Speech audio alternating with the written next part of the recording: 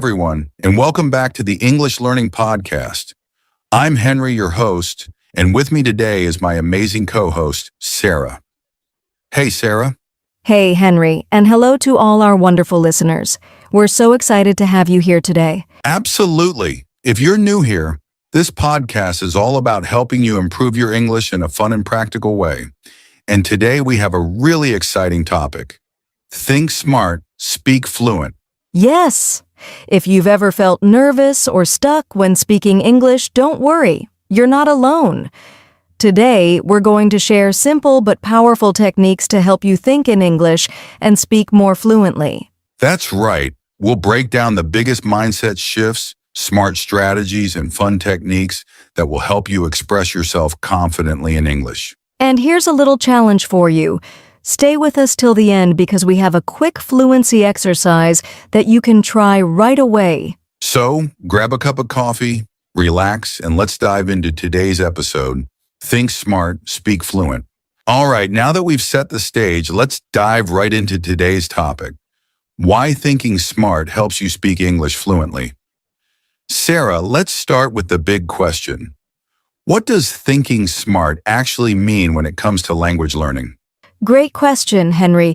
Thinking smart means training your brain to process English naturally. Many learners focus too much on memorizing grammar rules or translating in their heads, which slows them down. But when you think in English, you respond faster, feel more confident, and speak more fluently. That's such a great point.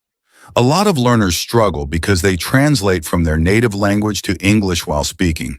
But that takes too much time and can make sentences sound unnatural. Have you ever noticed that, Sarah? Oh, absolutely. And the tricky part is that different languages have different sentence structures. So if you translate word for word, it can lead to mistakes or awkward phrasing. Exactly. So one of the smartest things you can do is to stop translating and start thinking directly in English. And we'll share some techniques to help with that in just a bit. Right. But before we get to strategies, let's talk about mindset. Because fluency isn't just about knowing words, it's about confidence and clarity. Many learners think they need to speak perfectly, and that fear actually holds them back. Yes. One of the biggest mistakes learners make is waiting until they feel ready or until their English is perfect before speaking. But guess what? That moment never comes. Exactly. Fluency is not about perfection, it's about communication. Think of it this way. When a child learns their first language, they don't wait until they know all the grammar rules. They just speak. That's a great analogy, Sarah. Kids don't stress about mistakes, and that's why they learn so fast. So if you want to speak fluently, you need to think like a confident communicator, not a perfectionist. That's such a powerful mindset shift. And here's another important point. When you focus on smart thinking, you train your brain to respond faster in conversations. Have you ever noticed how native speakers don't hesitate before answering? Yes, that's because they're not translating or second-guessing every word. They're processing ideas and speaking naturally. And the good news is, you can train your brain to do the same. Exactly. And in the next part, we'll show you how to think smart and speak fluently with practical strategies. Are you ready, Henry? I sure am. Let's get into some powerful techniques that will transform the way you think and speak English. All right, now that we understand why thinking smart is so important for fluency, let's get into the real game changer, how to think smart. Sarah, what's the first strategy that can help our listeners? The first strategy is thinking in English instead of translating. This is huge because when you translate, your brain takes extra time, and you might create awkward sentences. Instead, you should train yourself to process thoughts directly in English. That's a great tip, but some learners might be wondering, how do I start thinking in English? Do you have a simple way to practice this? Yes, a simple way is to describe what you see around you in English. For example, if you're walking outside, instead of thinking El cielo es azul in Spanish and then translating it, just say to yourself, the sky is blue. Do this for everyday things. That's brilliant. And another fun exercise is talking to yourself in English. It sounds silly, but it really works. Just narrate what you're doing. Like, now I am making coffee. It smells amazing. Exactly. The more you train your brain to think in English, the more natural it becomes. All right, strategy number 2. Focus on ideas, not just grammar. Sarah, why is this important? Because when we focus too much on grammar, we slow down.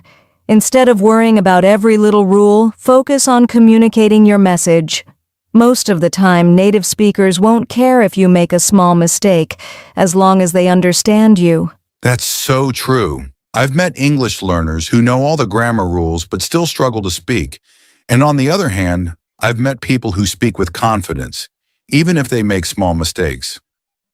Guess who communicates better? The confident speaker, of course. Exactly. So instead of thinking, is this past perfect or simple past? Just express your idea naturally. Now, here's a really smart trick visualization. Instead of memorizing long word lists, connect words with images in your mind. For example, if you want to remember the word beach, don't just repeat it. Imagine yourself on a beach, hearing the waves, feeling the sun. I love that. It makes words easier to remember because you're connecting them with real experiences. Yes, and if you forget a word, describe it using other words. For example, if you forget the word refrigerator, you can say, that cold box where we keep food. That way, you keep the conversation flowing. Another great strategy is speaking with a purpose. A lot of learners just practice random phrases, but if you focus on real-life situations, you'll improve faster. That's right. If you're traveling, practice ordering food in English. If you work in an office, practice introducing yourself professionally. When learning feels practical, it sticks. Exactly. And if you don't have someone to practice with, record yourself speaking. It helps you track your progress. And finally, start simple and then expand your sentences. Many learners think they need to use big words to sound fluent, but fluency is about clarity. That's so true. Instead of saying, in my opinion, the fundamental aspect of fluency entails a comprehensive grasp of linguistic structures, just say, I think fluency means understanding language well. Simple is better. Yes, and once you're comfortable, you can add more details. For example, start with, I like coffee. Then expand. I like coffee because it gives me energy. Keep building step by step. That's so true. Instead of saying, in my opinion, the fundamental aspect of fluency entails a comprehensive grasp of linguistic structures, just say, I think fluency means understanding language well. Simple is better. These strategies will help you think smart, and when you think smart, you speak fluent. Absolutely. Now in the next part, we'll share some fluency-boosting techniques that will make your English sound even more natural. Are you ready, Sarah? Let's do it. All right, now that we've covered how to think smart, let's talk about some powerful techniques that will help you speak fluently and naturally, Sarah. What's the first technique? The first technique is one of my favorites. Shadowing. It's simple but super effective. You listen to a native speaker and repeat what they say immediately, like an echo. That's a fantastic exercise. It helps with pronunciation, rhythm, and confidence. Sarah, do you have an example of how someone can practice shadowing? Yes. Find a short clip of a native speaker, maybe a YouTube video, a podcast, or even a movie scene. Play a sentence, pause, and repeat it exactly how they say it. Try to match their tone and speed. And if you want a challenge, try speaking at the same time as the native speaker without pausing. It really trains your brain to process English quickly. Next, we have chunking, which means learning phrases instead of single words. This helps you sound more natural and fluent. Right. Instead of memorizing words like go and out, learn the whole phrase, go out for dinner. It makes speaking easier and faster. Exactly. When you learn full phrases like, that sounds great, or I'm looking forward to it, you don't have to think about grammar, just say it naturally. That's a great tip. And you can write down useful phrases and practice them daily. Now, here's a fun one. Storytelling instead of just answering questions with short responses. Try telling a short story. It helps you practice fluency and connect your thoughts better. I love that. For example, if someone asks, "How was your weekend?" Instead of saying, "Good," try saying, "Oh, it was great. I went to a cafe with my friend, and we tried a new dessert." Yes, this pushes you to think in full sentences and add details, which makes your speaking more natural. Here's another great fluency exercise, the 5-second rule. If someone asks you a question, try to answer within 5 seconds. No long pauses, no overthinking. That's a great one. It forces your brain to think quickly in English. So let's try it now. Sarah, what's your favorite food? Pasta with garlic and cheese. Nice. And where would you love to travel? Japan. I want to see the cherry blossoms. See? Quick and natural. No time for overthinking. Just speak, listeners. Try this with a friend or even by yourself. Now, our final technique, record yourself speaking. It's a great way to track your progress. Yes, when you record yourself, you can listen back and notice what you need to improve. Maybe pronunciation, pauses, or filler words like and And don't be too critical. It's just practice. Over time, you'll see improvement and feel more confident. So, quick recap. Shadowing, chunking, storytelling, the 5-second rule, and recording yourself. These techniques will help you speak more fluently and naturally. That's right, and the key is practice, practice, practice. Try these techniques daily, even for just a few minutes. Now, in the next section, we'll talk about common mistakes learners make and how to avoid them. Are you all right? Now that we've covered fluency boosting techniques, let's talk about something really important. Common mistakes learners make when speaking English. Sarah, what's one big mistake you've noticed? One of the biggest mistakes is being afraid to make mistakes. Many learners hesitate to speak because they're scared of saying something wrong. But guess what? Even native speakers make mistakes. Exactly. Fluency isn't about perfection, it's about communication. If you focus too much on being perfect, you'll hesitate and lose confidence. So the best way to avoid this mistake, just speak. If you make a mistake, don't stop. Keep going. People will still understand you. Another big mistake is translating from your native language. This slows you down and makes your sentences sound unnatural. Yes. Different languages have different word orders, so direct translation doesn't always work. For example, in Spanish, you say "Tengo 30 años," which directly translates to "I have 30 years." But in English, we say, "I am 30 years old." Exactly.